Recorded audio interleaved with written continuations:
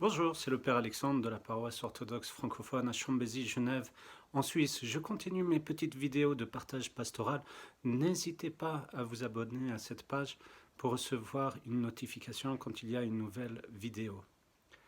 Nous avons à pardonner comme Dieu nous pardonne.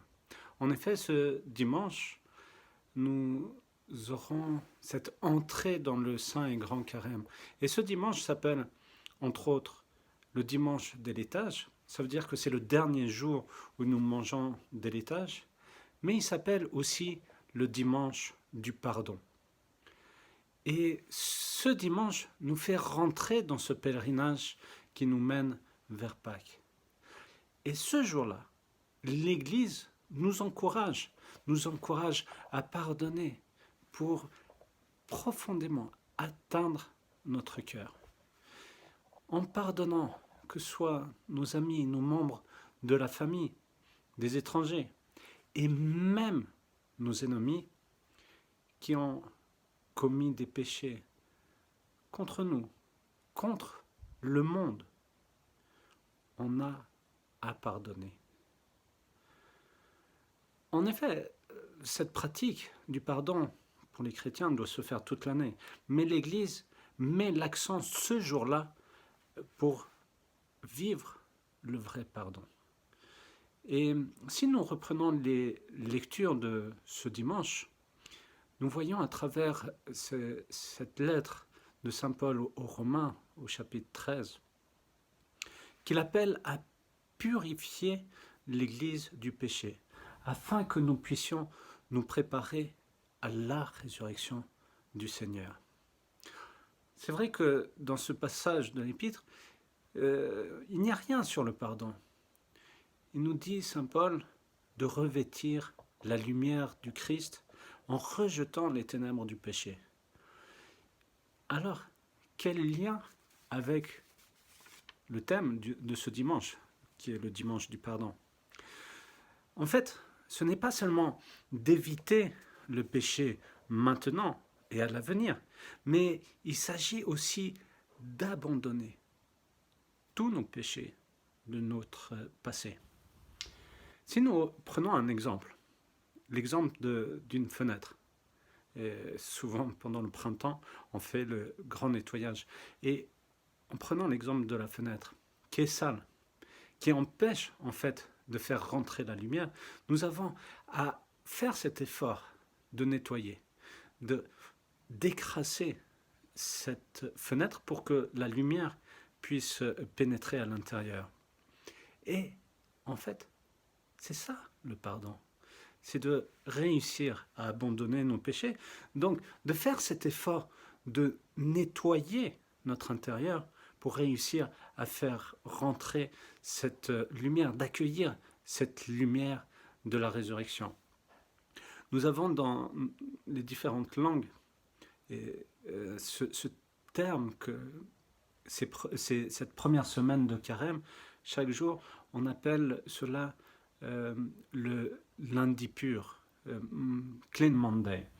Je n'ai pas retrouvé ces termes dans le livre liturgique du Triode, ni dans le calendrier liturgique, mais pourtant, il y a un sens très fort de ce terme de pur lundi. Ça veut dire que à travers cet office du pardon, à travers cet effort de demander pardon, en fait, on se nettoie. Et donc, on commence ce carême, cette première semaine, en étant purifié. Et cela veut dire qu'on, par cela, on se rapproche de Dieu.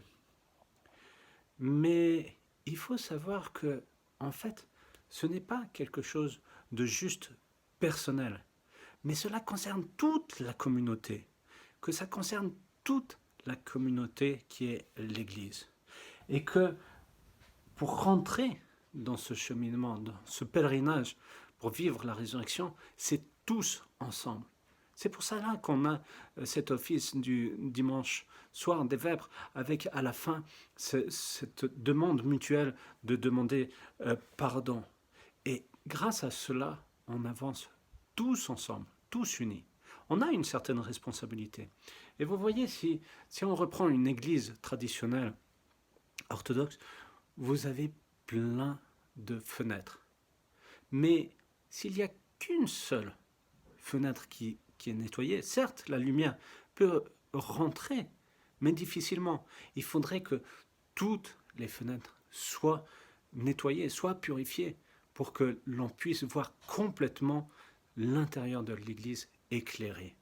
Et cela veut dire que nous avons cette responsabilité, l'un l'autre, de réussir à dépasser, à faire cet effort de se demander pardon et de demander mutuellement pardon. Et cela donnera cette possibilité de vivre complètement cette lumière de la résurrection de notre Seigneur Jésus-Christ. Mais il faut faire attention. Il faut faire attention à chacun, à l'un l'autre. En effet, nous sommes tous des êtres humains. Nous sommes tous une même famille. Et alors, il ne faut pas essayer de faire trébucher sur ce chemin du repentir l'autre par notre jugement de l'autre, de notre rancœur envers l'autre. Comme dit encore une fois l'apôtre Paul dans son épître aux Romains, « Pourquoi juges-tu ton frère » ou « Pourquoi montres-tu du mépris pour ton frère ?» Car nous nous tiendrons tous devant le siège du jugement du Christ. Alors, je vous invite, chers frères et sœurs, à vivre pleinement ce temps du pardon, à demander pardon, à accepter cette demande de l'autre de demander pardon. Et comme l'évangile de ce dimanche, le Christ dit explicitement alors à ses disciples ce qu'il veut qu'ils sachent que la prière, le jeûne et l'aumône sont les trois principales pratiques ascétiques de la vie ascétique. Mais avant de pouvoir vivre cette ascèse, nous avons à demander l'un l'autre pardon. Alors je vous demande à tous pardon et je vous souhaite un bon et saint grand carême. À bientôt.